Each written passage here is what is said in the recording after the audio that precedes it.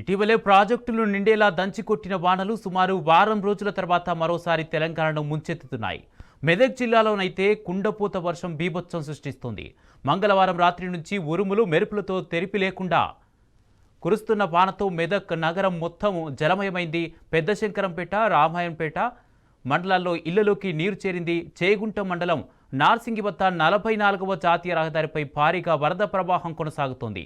దీంతో కిలోమీటర్ల మేర వాహనాలు ఎక్కడికక్కడే నిలిచిపోయాయి. రాయన్పల్లి ప్రాజెక్టు చెల్మెడ వాగులు ఉధృతంగా ఉరకలెత్తుతున్నాయి. హవేలీ కన్పూర్ మండలం తిమ్మాయిపల్లి చెరువు వరద భారీగా రావడంతో గ్రామస్తులను తాళ్ల సాయంతో సురక్షిత ప్రాంతాలకు తరలించారు. తిమ్మానగర్ నుంచి రాయన్పల్లి వెళ్లే రోడ్డుకు భారీ గండి పడింది.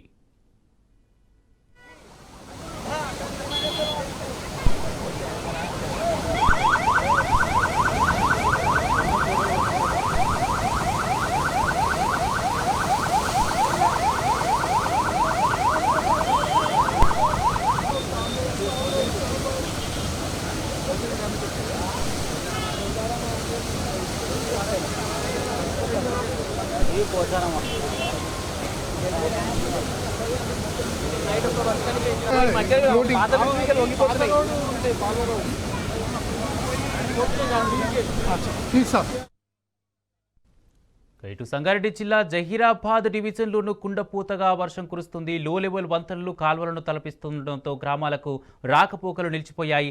లింగసానిపల్లి చెరువు నుంచి భారీగా వరద రావడంతో మెదక్ అక్కన్నపేట రైల్వే ట్రాక్ షామ్నాపూర్ రైలు కట్టకు గండిపడింది. ఇక పూర్తి సమాచారం ప్రతినిధి రంగాచారి అందజేస్తారు. రంగాచారి, నిన్నటి నుంచి వర్షాలు దంచి కొడుతున్నాయి. వారం రోజుల తర్వాత కూడా మరోసారి తెలంగాణ అయితే వర్షాలు ముంచెత్తుతున్న పరిస్థితి కనబడుతుంది. అయితే మెదక్ జిల్లాలో పరిస్థితి ఎలా ఉంది? కుండపోత వర్షం బీభత్సం సృష్టించిన దాఖలాలు ఏమైనా తగ్గుతున్నాయా? వరద ఉధృతి ఏమైనా తగ్గిందా? పరిస్థితి ఏంటి? Good morning Kumar. అయితే నిన్న రాత్రి కొంత వర్షం యొక్క తీవ్రత తగ్గింది, కానీ వర్షం యథావిధిగా అంటే ఒక ముసురులాగా వర్షం అయితే చాలా ప్రాంతాల్లో పడుతూనే ఉంది. ఇక నిన్న కురిసినటువంటి మొన్న రాత్రి నుంచి నిన్న సాయంత్రం వరకు కురిసినటువంటి భారీ వర్షంతో మెదక్ జిల్లా పూర్తిగా అతలాకుతలం అయిపోయిందని చెప్పవచ్చు. కొన్ని సందర్భాల్లో కొన్ని ప్రాంతాల్లో ప్రజలకు ప్రాణాపాయ స్థితి కూడా కలిగింది. కానీ ఇప్పటికీ కూడా ఇంకా కొన్ని ప్రాంతాల్లో ప్రజలు చాలా ఇబ్బందుల్లో ఉన్నటువంటి పరిస్థితి ఉంది. ముఖ్యంగా మెదక్ జిల్లాలోని హవేలీ కన్పూర్ మండలం అయితే చాలా సీరియస్ ఎఫెక్ట్ పడింది. ఈ వర్షాలతోటి వరదలతోటి ఆ ప్రాంతానికి సంబంధించిన తూప్సింగ్ తండా, తిమ్మాయిపల్లి, వాడి తదితర ప్రాంతాలు, తదితర గ్రామాలకు సంబంధించిన ప్రజలంతా వరదల్లో చిక్కుకుని ఇప్పటికీ కూడా ఆ వరద నీటిలోనే ఉన్నారు. ముఖ్యంగా తూప్సింగ్ తండాకు సంబంధించిన ప్రజలంతా కూడా ఇప్పటి వరకు కూడా ఇంకా ఆ కింద వచ్చినటువంటి వరదల ఫలితంగా వాళ్ళందరూ ఇళ్ల పైన ఉన్నటువంటి పరిస్థితి. వాళ్ళని రక్షించడం కోసం ఎన్డీఆర్ఎఫ్ బృందాలు అయితే నిన్న సాయంత్రం ప్రయత్నం చేశాయి, కానీ ఇంకా అక్కడికి వెళ్ళలేకపోయాయి. ఈ రోజు ఉదయం మళ్ళీ ఎన్డీఆర్ఎఫ్ బృందాలు అక్కడికి వెళ్లి వాళ్ళని సురక్షిత ప్రాంతాలకు తరలించడం కోసం ఒక ప్రయత్నం అయితే చేస్తూ ఉన్నారు. వరదలకైతే చాలా ప్రాంతాలన్నీ కూడా జల దిగ్బంధంలో మునిగిపోయినటువంటి పరిస్థితి. ముఖ్యంగా మెదక్ పట్టణం కూడా చాలా ఇబ్బందుల్లో పడింది. కొన్ని ప్రాంతాల్లో ముఖ్యంగా అటు సబ్స్టేషన్ ఉన్న ప్రాంతాల్లో కూడా సబ్స్టేషన్ పూర్తిగా సగానికి పైగా మునిగిపోయినటువంటి పరిస్థితి మెదక్ లో కనిపించింది. కొన్ని కాలనీలు కూడా పూర్తి స్థాయిలో జల దిగ్బంధంలో మునిగిపోయాయి. ఇక పోచారం అంటే మెదక్ కామారెడ్డి సరిహద్దులో ఉన్నటువంటి పోచారం ప్రాజెక్టు కూడా ప్రమాదకర పరిస్థితుల్లోకి వెళ్లిన నేపథ్యంలో అక్కడ కొంత మరమ్మతులు చేపట్టారు. ముఖ్యంగా దాని కింద ఉన్నటువంటి సర్దన, రాజాపేటకు సంబంధించిన ప్రజలందరినీ కూడా అక్కడి నుంచి సురక్షిత ప్రాంతాలకు మెదక్ లోని కొన్ని ప్రాంతాలకు తరలించి అక్కడ వాళ్లకు నివాసం ఏర్పాటు చేశారు. మెదక్ లోని వెంకటేశ్వర గార్డెన్ లో బస్సులో తీసుకొచ్చి వాళ్లకు పునరావాస కేంద్రం ఏర్పాటు చేసి అక్కడ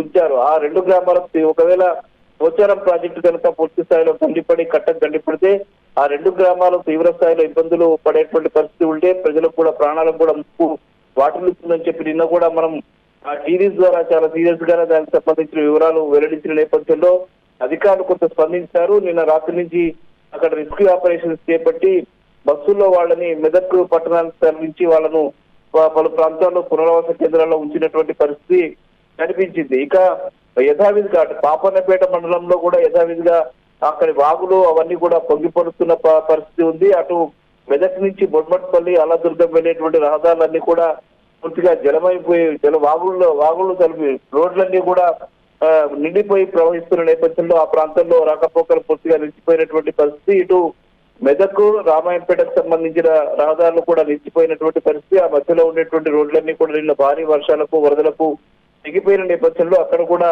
ఆ ప్రాంతంలోని రోడ్లు వెళ్ళలేని పరిస్థితి, వాహనాలు వెళ్ళలేని పరిస్థితి ఉన్న నేపథ్యంలో అక్కడ కూడా నిలిపివేసినటువంటి పరిస్థితి ఉంది. ఇక చేగుంట గజ్వేల్ ప్రాంతాలకు వెళ్ళేటువంటి రహదారులు కూడా వాగులు వంకలతో పూర్తిగా వరదలతో ఉన్న నేపథ్యంలో ఆ రూట్ లో కూడా వాహనాలు వెళ్లే పరిస్థితి లేక అక్కడ కూడా నిలిచిపోయినటువంటి పరిస్థితి. కేవలం ప్రధాన రహదారులు, జాతీయ రహదారి అటు నర్సాపూర్ నుంచి మెదక్ వచ్చే ఒక రహదారి మాత్రం కొంత వెసులుబాటు ప్రయాణికులకు ఉంది. అట్లాగే ఇటు నేషనల్ హైవే ఏదైతే ఉందో హైదరాబాద్ నుంచి రామాయంపేట మీదుగా నిజామాబాద్ వెళ్ళేటువంటి నేషనల్ హైవే కూడా పూర్తి స్థాయిలో నిన్నంతా కూడా జలదిగ్బంధంలో ఉంది. అక్కడ కొన్ని చోట్ల మరమ్మతులు చేసి అక్కడి నుంచి నీళ్లు వెళ్ళడానికి ఏర్పాటు చేసిన నేపథ్యంలో కొంత వరద తగ్గుముఖం పట్టినప్పటికీ కూడా మళ్ళీ భారీ వర్షం కురిస్తే మాత్రం ఇబ్బందులు ఎదురయ్యేటువంటి పరిస్థితి ఉందని చెప్పి అయితే రంగాచారి అంటే రాష్ట్ర వ్యాప్తంగా కూడా మరో 2 రోజులు కూడా భారీ వర్షాలు ఉండే ఛాన్స్ ఉందంటే ఇప్పటికే వాతావరణ శాఖ అంచనా వేసి ముందస్తు హెచ్చరికలు అయితే జారీ చేస్తుంది. మరి దీనికి సంబంధించి మళ్ళీ వర్షం కురిస్తే వరద ఉధృతి పెరిగే అవకాశం ఉన్న నేపథ్యంలో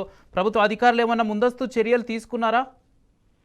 అయితే నిన్న మాత్రం కొంచెం నిన్న అధికారులు అప్రమత్తంగా లేరు. నిన్న వినాయక చవితి పండుగ సందర్భంలో అందరూ సెలవులో ఉన్నారు. మొన్న అయితే ఐఎండీ గాని వాతావరణ శాఖ గాని కొంత హెచ్చరికలు జారీ చేసింది. ఆ వర్షాలు పడే అవకాశం ఉంది అని చెప్పినప్పటికీ కూడా నిన్న ముందస్తు చర్యలు ఏదైతే తీసుకోకపోవడం వల్ల చాలా ప్రాంతాల్లో వరదలు వచ్చి చాలా ఇబ్బందులు ఎదుర్కొన్నటువంటి పరిస్థితి నిన్న కనిపించింది. నిన్న అధికారులు సాయంత్రం వరకు కానీ వాళ్ళు మేల్కొన్నటువంటి పరిస్థితి నిన్న కనిపించింది. ఫలితంగా చాలా ప్రాంతాలు ఇబ్బందులు పడ్డాయి. అయితే నిన్న సాయంత్రం నుంచి మాత్రం అధికారులు కొంత వాళ్ళు మళ్ళీ అప్రమత్తమై కొన్ని సహాయక చర్యలకు ఊరుకున్నటువంటి పరిస్థితి ఉన్నప్పటికీ కూడా పూర్తి స్థాయిలో వాళ్లకు చాలా ప్రాంతాల్లో ఇంకా సహాయం అందలేదు. ఈ రోజు రేపు కూడా పెద్ద ఎత్తున భారీ వర్షాలు ఉన్నాయని చెప్పిన నేపథ్యంలో అధికారులు స్కూళ్లకు మాత్రం మెదక్ జిల్లాలో స్కూళ్లకు మాత్రం సెలవులు ప్రకటించారు. కానీ అదే సిద్దిపేట జిల్లాలో ఎందుకు వాళ్ళు అప్రమత్తం చేయలేదు అర్థం కావడం లేదు. ఈ సిద్దిపేట జిల్లాలో నిన్న అర్ధరాత్రి నుంచి కొన్ని చోట్ల భారీ వర్షం నమోదైంది. ముఖ్యంగా తొగుట మండలంలో, కొండపాక మండలంలో ఆయా ప్రాంతాల్లో కొన్ని చోట్ల 17 సెంటీమీటర్లు, 18 సెంటీమీటర్లు, 16 సెంటీమీటర్ల వర్షపాతం అంటూ గజ్వేల్ ప్రాంతంలో, ములుగు ప్రాంతంలో కూడా నమోదైనటువంటి పరిస్థితి.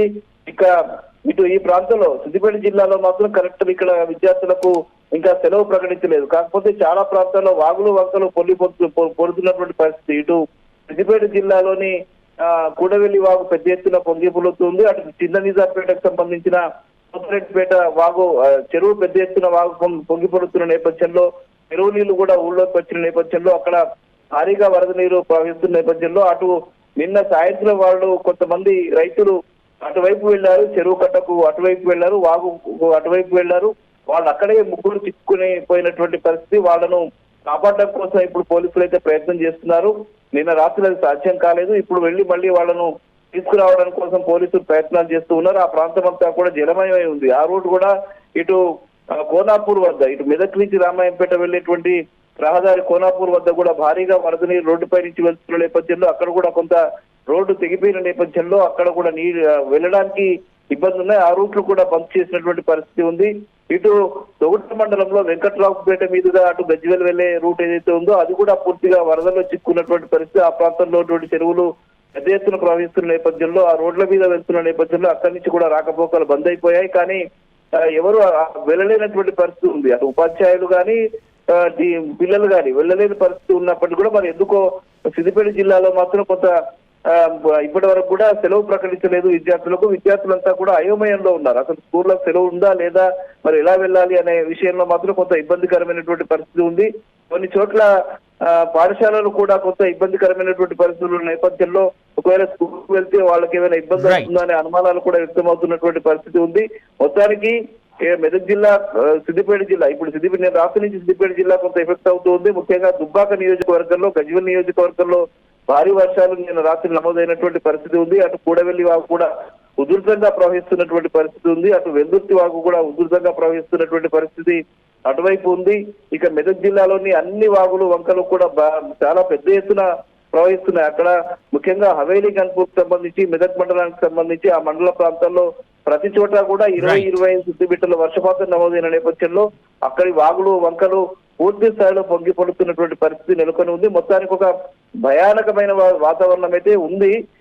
అయితే ఆశించిన స్థాయిలో అధికారులు స్పందించకపోవడం పట్ల మాత్రం చాలా ప్రాంతాల్లో నిరసన వ్యక్తం అవుతోంది. చాలా ఇబ్బందికరమైనటువంటి పరిస్థితి అయితే ప్రజలకు ఉంది అని చెప్పవచ్చు Kumar. Right, thank you Rangachari.